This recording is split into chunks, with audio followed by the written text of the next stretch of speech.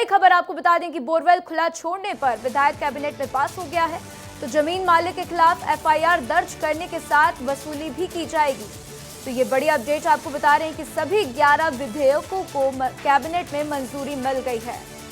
तो ये बड़ी अपडेट आज जो है ये बड़ा फैसला लिया गया और ये बड़ी खबर आपको मध्य प्रदेश से दे रहे हैं, जहां पर आपको बता दें कि बोरवेल खुला छोड़ने वाला विधेयक कैबिनेट में पास कर दिया गया है। तो ऐसी खबरें लगातार कई दिनों से बनी हुई थी कि बोरवेल को लेकर एक विधेयक पास कराया जाएगा और आज ये अपडेट सामने आई है कि बोरवेल खुला छोड़ने वाला विधेयक कैबिनेट में पास कर दिया गया है। तो जमीन मालिक के खिलाफ एफआईआर दर्ज करने के साथ साथ वसूली भी की जाएगी और साथ ही आपको बता दें कि सभी 11 विधेयकों को कैबिनेट में मंजूरी मिल गई है। तो आइए इस खबर पर ज्यादा जानकारी के लिए मेरे सहयोगी श्याम जी मेरे साथ जुड़ चुके हैं। श्याम जी, क्या कुछ अपडेट, क्या कुछ जानकारी? ये एक बड़ी अपडेट सामने आई है कि बोरवेल खुला छोड़ने पर विधेयक जो है कैबिनेट में पास कर दिया गया। इसके साथ ही अन्य 11 विधेयकों को भी पास किया गया है। श्याम जी, देखिए राधा, ये बहुत ज़रूरी था। मध्य प्रदेश में जो घटनाक्रम लगातार हो रहे थे, लापरवाही पूर्वक खुले बोरवेल छोड़ दिए जाते थे, तो ऐसे में सरकार ने ये तय किया कि कहीं ना कहीं कानूनी शिकंजा जो है वही इस चीज़ को जो है दुरुस्त कर सकता है, इस पर लगाम कस सकता है। सरकार ने इसी के लिए विधेयक लाया। तय किया गया कि ज़मीन मालिक उसी का जो है जिम्मेदारी तय किया जाए कि अगर आप जी की जमीन आपके खिलाफ लिया जाएगा और वसूली भी की जाएगी, यानी दोहरा एक्शन होगा। वसूली भी की जाएगी, यानी दोहरा एक्शन होगा इसमें। इसके अलावा जो आप 11 विधेयकों की बात की जा रही थी, वो भी सदन में रखे गए हैं, उन पर भी जो है पास करने की कार्रवाई की गई। ठीक है श्याम जी, हमारे साथ जानकारी साझा करने के लिए आपका शुक्रिया। तो ये बड़ी अपडेट है कि अब जो है बोरवेल को लेकर नया विधेयक यहां पर पास किया गया। तो चलिए इसी बीच एक और बड़ी खबर आपको बता दें, एमपी विधानसभा का मॉनसून सत्र जारी है। कांग्रेस विधायकों ने प्रदर्शन किया है। तो नरसिंह घोटाले को लेकर कांग्रेस का प्रदर्शन जारी है। आपको बता दें कि आज से 19 जुलाई तक मॉनसून सत्र चलना है और सत्र में 14 बैठकें होंगी। तो 3 जुलाई को मोहन सरकार का पहला पूर्ण बजट पेश किया जाएगा। तो मध्य प्रदेश की 16वीं विधानसभा का ये तीसरा सत्र है।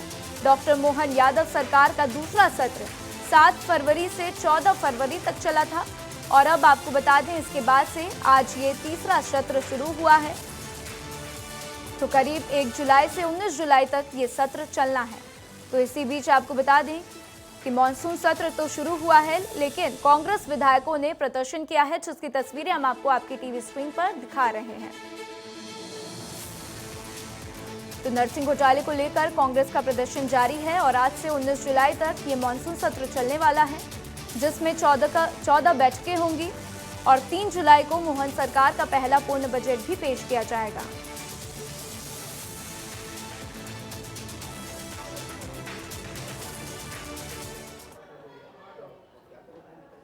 तो पूर्व मंत्री और बीजेपी के सीनियर नेता गोपाल भार्गव का बयान सामने आया है। नरसिंह फर्जी मामले में विपक्ष जांच की मांग कर रहा है। तो साक्ष्य के आधार पर सरकार जांच कराएगी और वहीं उप मुख्यमंत्री जगदीश देवड़ा ने कहा कि मध्य प्रदेश सरकार का बजट 3 जुलाई को पेश होगा। मोहन यादव सरकार में सभी वर्गों के लिए बजट में प्रावधान होगा। तो पूंजीगत व्यापार सरकार ने पहले भी जोर दिया है। जहाँ तक मेरा मत है, इस प्रकरण में अभी सीबीआई जांच हो रही है और मामला जब जांच के अधीन है तब तो इस प्रकार की मांग करना मैं मान के चलता हूँ न्यायोचित नहीं है। बजट सर्वस्पर्शी होगा, बजट जनता का होगा, जनता के लिए होगा और मुझे लगता है कि आने वाला वर्ष हमारे लिए, प्रदेश के लिए कुशल होगा, ठीक होगा। तो इसी बीच एक और बड़ी खबर भोपाल से सामने आ रही है। एमपी में बदले गए 3 नए बड़े कानून। तो सभी थानों में इस बात की जानकारी दी जाएगी और 1 जुलाई को आयोजित होगा कार्यक्रम। तो सेमिनार और वेबिनार के माध्यम से जानकारी दी जाएगी और सीएम डॉक्टर मोहन यादव ने आम जन को नए कानूनों की जानकारी देने के निर्देश भी दिए हैं। तो आपको बता दें कि आज से 3 नए बड़े कानून लागू हुए हैं और इसी को लेकर एक कार्यक्रम भी आयोजित किया गया है, जिसमें आपको बता दें कि सेमिनार और वेबिनार के माध्यम से ये जानकारी लोगों तक पहुंचाई जाएगी, सभी थानों तक पहुंचाई जाएगी और सीएम डॉक्टर मोहन यादव ने आमजन को नए कानूनों की जानकारी देने के निर्देश भी दे दिए हैं।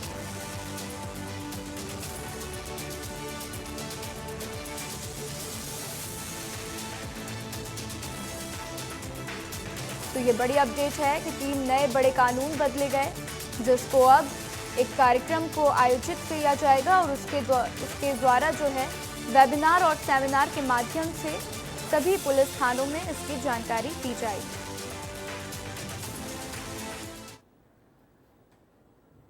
तो मध्य प्रदेश में 3 नए कानून बदल दिए गए हैं और भोपाल की चूना भट्टी पुलिस ने नए कानून के तहत मामला भी दर्ज कर लिया है। पुलिस ने बीएनएस की धारा 296, 115 क्लॉज 2, 351 क्लॉज 2 और 3 क्लॉज 2 के तहत कार चालक और उसमें बैठे साथी के खिलाफ मामला भी दर्ज किया है। तो बता दें कि यह मामला एक्टिवा सवार युवक ने कार चालक के खिलाफ दर्ज कराया है। साथ ही कार में सवार 2 युवकों के खिलाफ ओवरटेक करने की बात को लेकर गाली गलौज और मारपीट की एक्टिवा सवार युवक ने थाने में शिकायत कराई है। तो आप ये 2 तस्वीरें देख लीजिए, एक भोपाल की है और एक ग्वालियर की है, और ये दोनों तस्वीरें हम आपकी टीवी स्क्रीन पर आपको दिखा रहे हैं, क्योंकि वहीं दूसरी तस्वीर ग्वालियर से है, जहां पर नए कानून के तहत पहला मामला भी दर्ज हुआ है। तो बता दें कि यह मामला हजीरा थाने में दर्ज कराया गया है। शिकायतकर्ता का नाम सौरभ नवरिया है, जो कि यादव धर्म कांटे के पास रहते हैं और उन्होंने बाइक चोरी होने की एफआईआर दर्ज कराई है।